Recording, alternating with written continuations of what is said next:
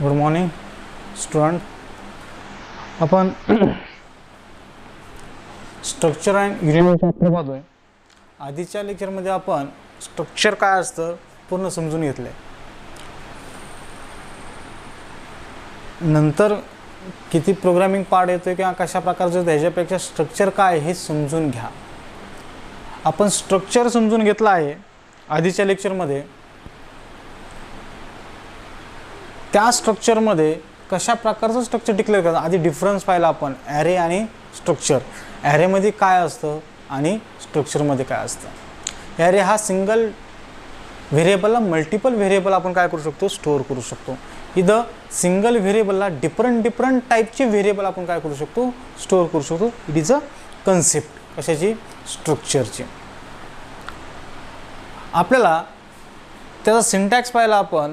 तो कशा प्रकारचा डिक्लेअर करायचा, तो कशा प्रकारचा इनिशियलाइज करायचा आणि तो कशा प्रकारचा ॲक्सेस करायचा फ्रॉम द कीबोर्ड्स.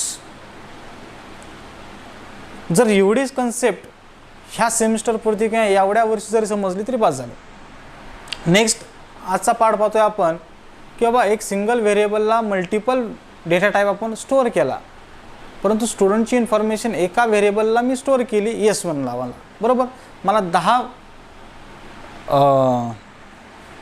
10 स्टुडंटची इन्फॉर्मेशन घ्यायची असेल तर ओके ठीक आहे, मी 10 व्हेरिएबल डिक्लेअर करून घेईल. परंतु 100 व्हेरिएबलची इन्फॉर्मेशन असेल, 1000 विद्यार्थ्यांची असेल किंवा एखाद्या इन्स्टिट्यूटसारखं किंवा एखाद्या कॉलेजसारखी संस्था असते त्याच्यामध्ये 1000, 2000, 10,000 विद्यार्थी असतात. अशा वेळेस ती इन्फॉर्मेशन स्टोअर करता असताना आपण एवढे व्हेरिएबल तर स्टोअर करू शकत नाहीत. मग अशा वेळेस ॲरेचा यूज करून किंवा तो मेंबर आपण ॲरे म्हणून यूज करू शकतो आणि मल्टिपल व्हेरिएबल किंवा मल्टिपल डिफरंट डेटा टाईपचे व्हेरिएबल आपण एका व्हेरिएबलला पण मल्टिपल व्हॅल्यूमध्ये आपण काय करू शकतो, स्टोअर करू शकतो. म्हणजे स्टुडंटची इन्फॉर्मेशन आपण स्टोअर करू शकतो. हाऊ आपण डायरेक्ट जरी पाहिलं तरी चालेल.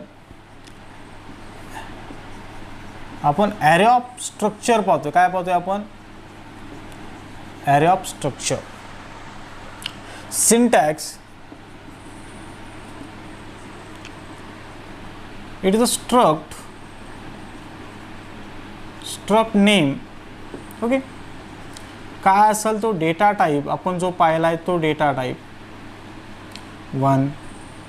काय तुम्हाला n डेटा टाईप राईट करायचे ते डेटा टाईप राईट करू शकता. ओके, धिस आपण S1, S2, S3, S4, S5 असे 5 व्हेरिएबल घेऊन हे डिफरंट डेटा टाईप मी काय करेल, सेपरेट स्टोअर करू शकतो. परंतु जर 1000 असतील, 10,000 विद्यार्थी असतील किंवा लाख विद्यार्थी असतील, अशा वेळेस मला एक ॲरे घेऊन ते मल्टिपल व्हेरिएबल किंवा मल्टिपल ऑब्जेक्ट काय करू शकतो, आपण स्टोअर करू शकतो. How, the structure name then using किती एलिमेंट्स किंवा साईज ऑफ ॲरे किंवा struct name data type different data type आपण काय करू शकतो, राईट करू शकतो n. ओके, धिस पुन्हा मला काय करावं लागेल, structure name then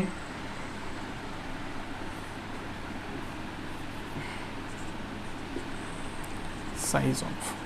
okay, struct name is and then size of. म्हणजे मी बाहेर खाली पण लिहू शकतो. अशा जर ह्याच्या खाली लिहायचं असेल तर अशा पद्धतीने येणार, आणि जर तिथंच मला राईट करायचं असेल ह्या स्ट्रक्टमध्ये तर आतमध्येच. हा काय केला आपण, एक ॲरे घेतला. फॉर एक्झाम्पल कसं, तर स्ट्रक्चर नेम मी घेतला student, int roll number, name एक स्ट्रिंग घेतली, देन पर्सेंटेज घेतलं, पर्सेंटेज.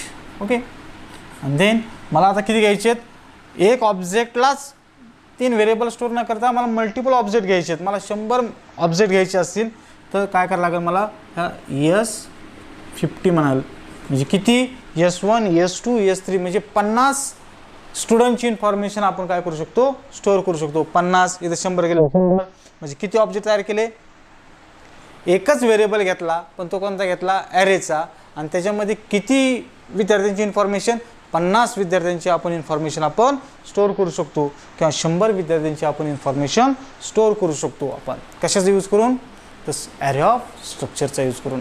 पहा, सिंगल व्हेरिएबल घ्यायचा असेल तर आपण ॲरेची काय गरज पडत नाही, एक सिंगल व्हेरिएबल घेऊन ऑब्जेक्ट घेऊन त्याला ती व्हॅल्यू स्टोअर करतो. पण मल्टिपल व्हॅल्यू मला घ्यायची असेल, 5, 10, 100, 1000 किती घ्यायचे असतील, तर अशा वेळेस मला ॲरे नावाचा स्ट्रक्चर व्हेरिएबल घ्यायला लागेल आणि त्याला काय करावं लागेल, ते मेंबर मला स्टोअर करावं लागेल. आपण एक एक्झाम्पल पाहू कशा प्रकारचं.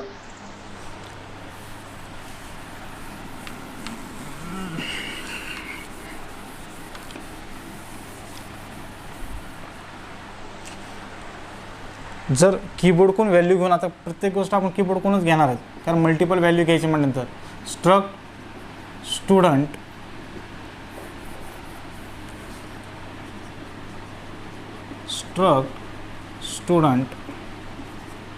Int roll number character name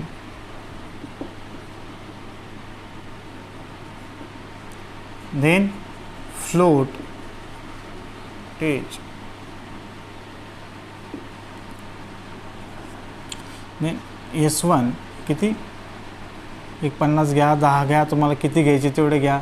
for example 5चा array घेतला मी, 5 व्हेरिएबल मला काय करायचे, 5 स्टुडंटची इन्फॉर्मेशन मला स्टोअर करायची पण एकाच ॲरेमध्ये. देन मेन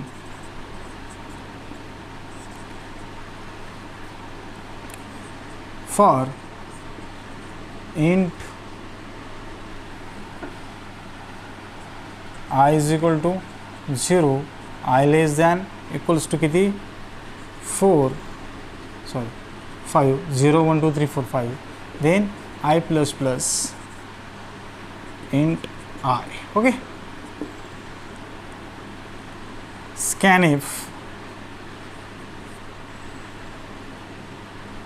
कोणाची इन्फॉर्मेशन, रोल नंबर, एका वेळेस घ्या किंवा वेगवेगळी घेतली तरी S dot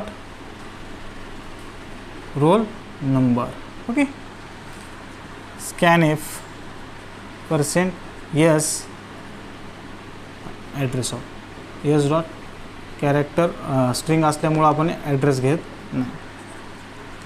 scanf % F S dot %.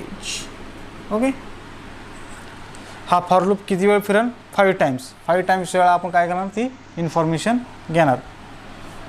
Then next for loop कशासाठी,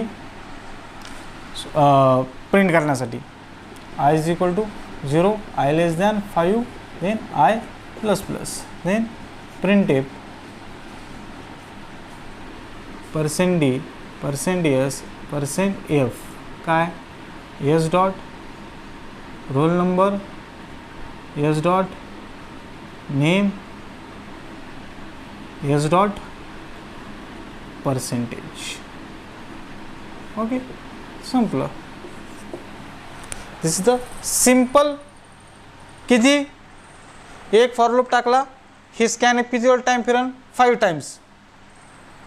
म्हणजे ह्या S ऑफमध्ये किती इन्फॉर्मेशन असेल, S of 0, S of 1, S of 2.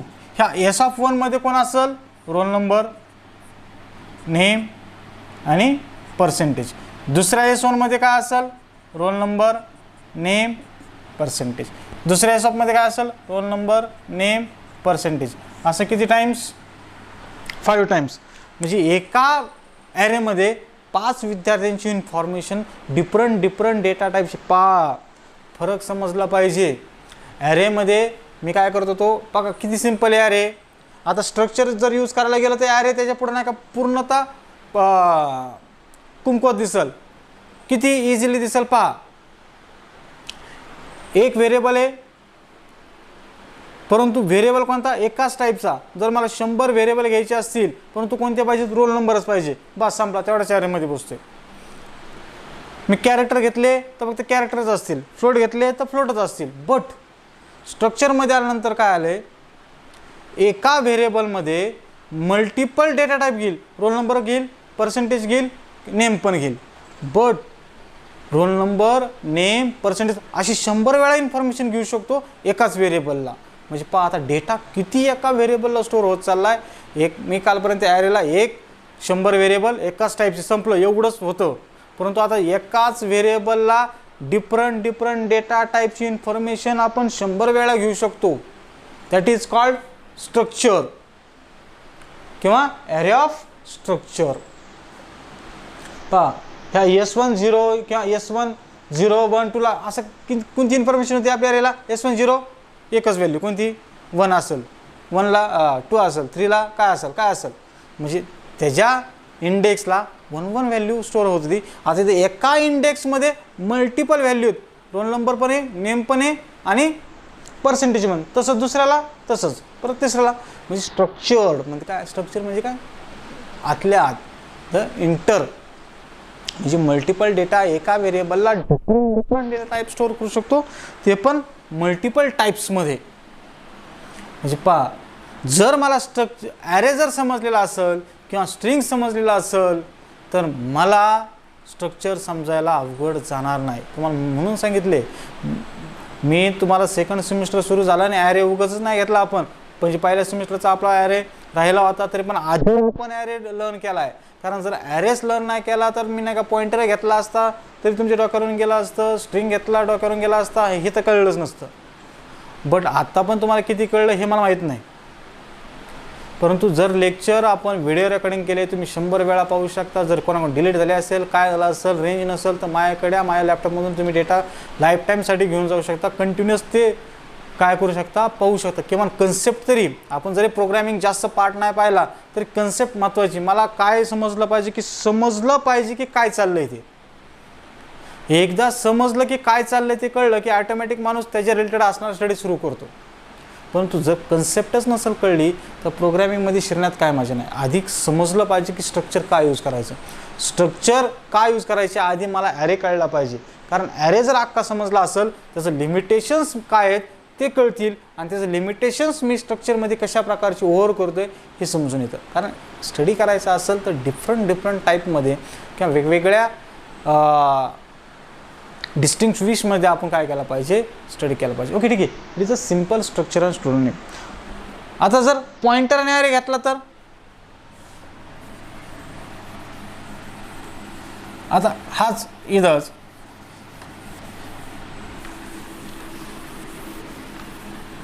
Example. जर पॉइंटर घेतला तर pointer and structure how relationship, syntax. काय सिंटॅक्स, प्रत्येक गोष्टीला सिंटॅक्स आहे. Structure name int roll number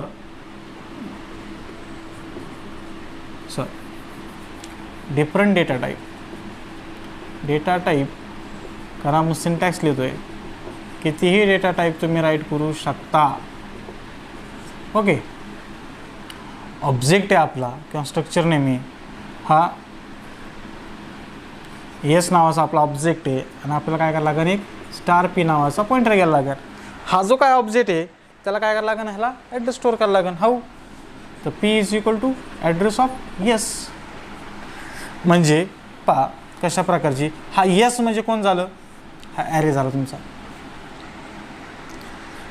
कोणता, कोणती इन्फॉर्मेशन असेल ह्याचा जो काय ॲड्रेस असेल तो कशामध्ये स्टोअर केला, पी मध्ये स्टोअर केला. Okay. It is a pointer आणि स्ट्रक्चर. ज्यावेळेस आपण कॉलेज स्टार्ट होईल, ज्यावेळेस आपण सेकंड इयरला जाऊ त्यावेळेस अशा कन्सेप्ट आहेत ह्या. माझं मत आहे की पुन्हा आपण ह्या घेण्याचा प्रयत्न करणार आहोत. कारण प्रॅक्टिकली पण झालं पाहिजे प्रॅक्टिकली पार्ट हा काय आपला थोडा जरी झालेला असला तरी आपण ज्यावेळेस रेग्युलर कॉलेज सुरू होईल, कारण ही कन्सेप्ट पुन्हा मला घ्यायलाच लागणार आहेत, कारण त्याशिवाय पुढील सेकंड इयरमध्ये मी जात असताना ह्याला अडचण येतील. आणि एक लक्षात घ्या, आत्ता तुमच्याकडे वेळ असेल काय असेल, प्रॅक्टिकली जास्त जोर देण्याचा प्रयत्न करा. प्रॅक्टिकली जरी जोर नाही दिला तरी तुम्ही नाही का अनेक व्हिडिओ लेक्चर आहेत ते पाहण्याचा प्रयत्न करा. जे मी पॉईंट घेतला आहे त्यानंतर काय काय एखादं एक्झाम्पल आणि ते ह्याच्यापेक्षा वेगळं नाही. परंतु जर मी आता इथं डीपमध्ये करायला गेलो, तुम्हाला पॉईंटरच माहीत पाहिजे चांगला. जर पॉईंटर चांगला माहीत असेल तर हे लर्न करण्यात मजा असते. किंवा जर तुम्हाला ॲरे चांगला समजलेला असेल तर हा स्ट्रक्चर ॲटोमॅटिक चांगला समजून येणार आहे. उगाचच लेक्चर पाहायचे म्हणून पाहणं किंवा करायचं म्हणून करणं ही गोष्ट थोडीशी तुम्हाला डोक्याच्या वरून जाण्याची गोष्ट लक्षात घ्या. कारण हे पॉईंटर स्ट्रक्चर हे कॉम्प्लेक्स आहेत. ज्याचं पॉईंटर आणि स्ट्रक्चर परफेक्ट असेल त्या विद्यार्थ्याला लाईफमध्ये कोणतीही लँग्वेज येऊ द्या, त्याला कधीच कॉम्प्लेक्स जात नाही किंवा अवघड जात नाही. आणि अशा विद्यार्थ्यांना सर्वात जास्त पॅकेजेस असतात, लक्षात घ्या. कारण हा पार्टच असे आहेत, कारण कमी वेळेमध्ये जास्त डेटा आपण स्टोअर करू शकतो आणि ॲक्सेस करू शकतो. लक्षात घ्या, समजून घेण्यासाठी अवघड आहे, परंतु प्रोग्रॅमिंगसाठी किंवा ज्यावेळेस आपण म्हणतो ना गुड प्रोग्रॅमिंग, त्यावेळेस ते गुड प्रोग्रॅमिंगसाठी हा भाग सोपा राहतो किंवा इझिली असतो. किंवा त्याच्यासाठी किंवा मेमरीसाठी किंवा कम्प्युटर मेमरीसाठी किंवा कम्प्युटर स्पेससाठी किंवा प्रोग्रॅमिंग पार्टसाठी किंवा मार्केटमध्ये लेवलला तो कसा असतो,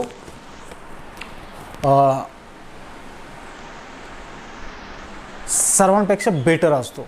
परंतु हा समजून घ्या आपल्याला अवघड जाईल, पण आपल्याला अवघड केव्हा जातो, मला प्रत्येक कन्सेप्ट बाय कन्सेप्ट त्यातली समजली पाहिजे.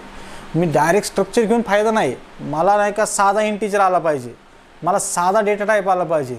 मला एकदा साधा डेटा टाईप आला की ॲटोमॅटिक मला ॲरे का यूज करायचा हे समजून येतं. मला एकदा ॲरे अख्खा समजून आला की ॲरे का यूज करायचा आहे, की त्यातलं लिमिटेशन त्याचा फायदा तोटा समजून येतो. आणि पुढे गेल्यानंतर मला कळतं की अरे मला अशा प्रकारे डेटा यूज करायचा आहे, नाही मग इथं मला काय करायला लागेल, नवीन कन्सेप्ट काय तर स्ट्रक्चर. मग हा भाग आपल्याला काय येत असतो, समजून येत असतो. लक्षात घ्या, इट इज अ सेम. जर मी हा पॉईंटर घेतला किंवा ॲक्सेस केला, जर पुढं जाऊन मला जर नाही का कीबोर्डकडून व्हॅल्यू घ्यायची असेल तर हाऊ ॲक्सेस, तर मला पी डॅश रोल नंबर किंवा पी डॅश नेम अशा प्रकारचं काय, जिथं डॉट म्हणून मी ॲक्सेस करत होतो. लक्षात घ्या, ज्यावेळेस मी आत्ता डॉट काय करतो, व्हेरिएबल ॲक्सेस कारण की व्हॅल्यू घेण्यासाठी मी ॲक्सेस करत होतो variable values.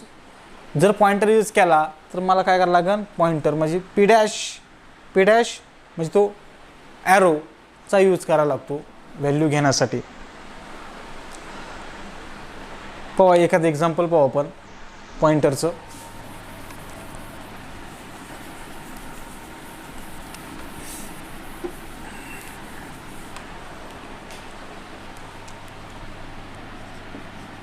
Struct student int roll number character name float percentage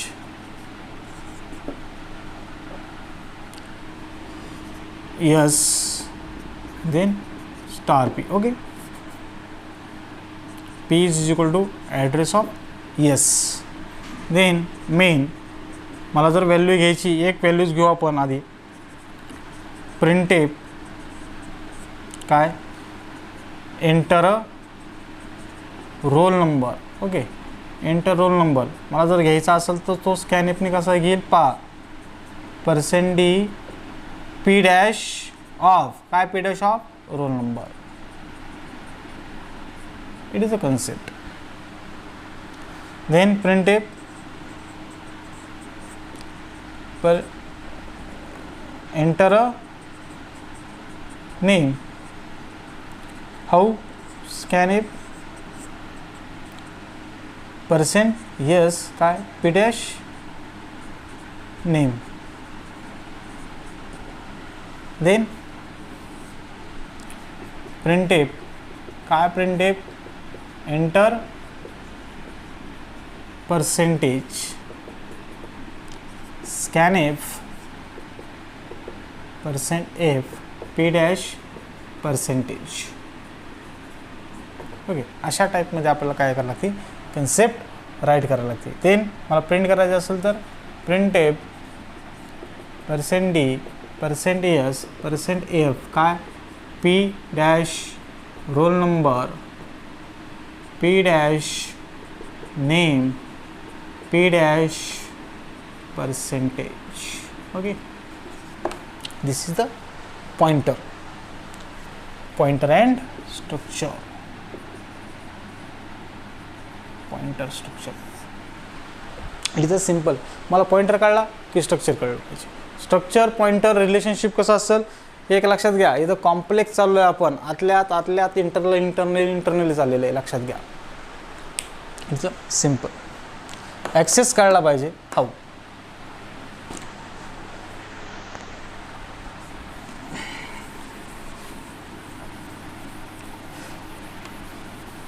next, function use करून पॅरामीटर पास करता आले पाहिजेत. फंक्शनचा यूज करून पॅरामीटर मला पास करता आले पाहिजेत. हाऊ, कशा प्रकारचे पॅरामीटर मी पास करू शकतो, मला फंक्शन कळलं पाहिजे. मग आता फंक्शन काय असतं की मला अख्खा चॅप्टर समजला पाहिजे. जर फंक्शन समजलं असेल तर ह्याच्यामध्ये नाही का जे व्हेरिएबल आपण पास करतो हे पण समजून येतील. पण जर मला फंक्शनच माहीत नसेल, फंक्शनची कन्सेप्टच माहीत नसेल तर त्याला तुम्ही काय करू शकत नाही, मी काय करू शकत नाही, हे तुम्हाला माहिती. मला जर 1 2 येत नसेल तर मला ॲडिशन येणार नाही, सबट्रॅक्शन येणार नाही. उगाच ॲडिशन करण्यात काही मजा नाही, लक्षात घ्या. आता फंक्शन काय आहे, तर फंक्शन काय सिस्टमॅटिक प्रोग्रामिंग लिहितो. का करतो, व्यवस्थित दिसण्यासाठी, मल्टिपल लाईन कन्झ्युम करण्यासाठी, save the time, save the lines किंवा सेव्ह द स्पेस. एक लाईन 100 वेळा येत असेल तर मी एक फंक्शन 100 वेळा येत असेल तर ती एकदाच राईट करेल, ती कॉल करेल, संपलं. मग त्याचं मला सिंटॅक्स माहीत पाहिजे, कसं काय काय काय. आता स्ट्रक्चरमध्ये काय करते आपण, स्ट्रक्चर राईट केलं त्यात पॅरामीटर पास करायचे. फंक्शन आणि स्ट्रक्चर लक्षात घ्या. तुम्हाला सिंपल सांगतो हे, परंतु तुम्हाला आधी सगळ्या गोष्टी आल्या पाहिजेत तर उपयोग होतो. स्टुडंट नावाचा आपण तयार केला. Int roll number character name float percentage S नावाचा ऑब्जेक्ट तयार केला. पहा, एक डिस्प्ले नावाचा आपण फंक्शन घेऊ. ह्याच्यामध्ये मी काय काय पास करणार आहे, इंटीजर, कॅरेक्टर ॲरे म्हणजे स्ट्रिंग अँड फ्लोट. ओके, हा डेटा मी काय केला, डिक्लरेशन आहे की नाही. स्ट्रक्चर ह्या एसला काय असणार, ही इन्फॉर्मेशन स्टोअर असणार आहे आणि ही इन्फॉर्मेशन मला काय करायची, पास करायची. कुठं, फंक्शनमध्ये. तर फंक्शन मी इन्फॉर्मेशन पास केली, डिस्प्ले नावाच्या फंक्शनमधून पास केली. मग जर मी इथून इन्फॉर्मेशन घेतली असेल तर 1 अमोल अँड देन 70%. ओके, ही इन्फॉर्मेशन आहे मला पास करायची. डिस्प्ले काय, int roll number character name, ते मी तेच नाव ठेवलं तरी चालन किंवा डिफरंट नाव ठेवलं तरी चालन. Float percentage. देन कॉल केलं, सेपरेट मला काय लागेल, ते फंक्शन लिहायला लागेल. काय, वाईड डिस्प्ले नावाचं मला फंक्शन सेपरेट लिहायला लागेल. काय, int roll number character name then float percentage. Okay, आणि ह्याच्यामध्ये मला काय करायला लागेल, त्या व्हॅल्यू ॲक्सेस करायला लागते. सिम्पल आहे, प्रिंट करायची व्हॅल्यू. हे जी व्हॅल्यू पास झाली, रोल नंबर कॅरेक्टर नेम, इकडून काय केलं आपण, व्हॅल्यू पास केलं, तर कोणत्या व्हॅल्यू पास होतील, ह्याची व्हॅल्यू पास होतील.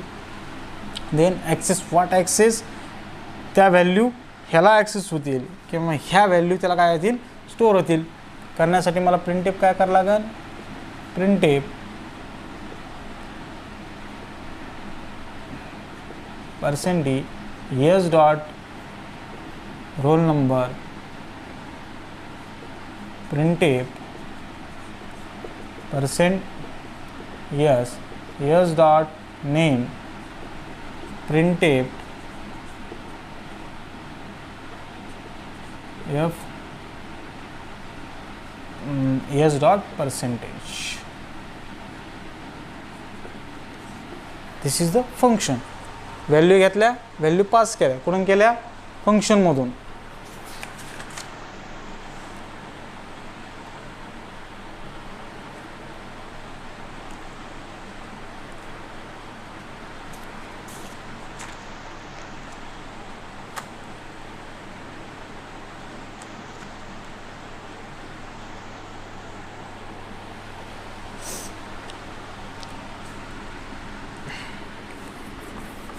इथून पास करत असताना कशा व्हॅल्यू करायला लागतील, S dot roll number, S dot name,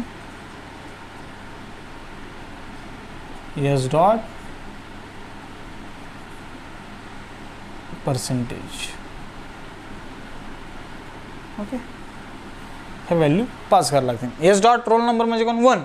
कशाला असं होईल, रोल नंबरला. आणि तो रोल नंबर काय करायचा, प्रिंट करायचा. Name, character name, name, yes. ह्या काय होतील, इकडून ज्या व्हॅल्यू येणार आहेत त्या काय होतील, ह्याला स्टोअर होतील. 1 काय अमोल आणि देन 70% ह्याला स्टोअर होईल. आणि ते काय केलं आपण, प्रिंट केला. एस डॉट रोल नंबरने प्रिंट केला तरी येईल, नुसतं रोल नंबर येतं, नुसतं रोल नंबर आणि ते प्रिंट केलं तरी काही अडचण नाही, डायरेक्टली काय होईल, प्रिंट होईल. कारण it is a actual value, it is a formal values. म्हणजे फंक्शन थ्रू आपण व्हॅल्यू आपण पास करू शकतो. It's a simple things. Okay, next लेक्चरमध्ये आपल्याला आपण हा पॉईंट कवर केला स्ट्रक्चरचा. आपल्याला नेक्स्ट लेक्चरमध्ये युनियन कवर करायचं. Okay, thank you.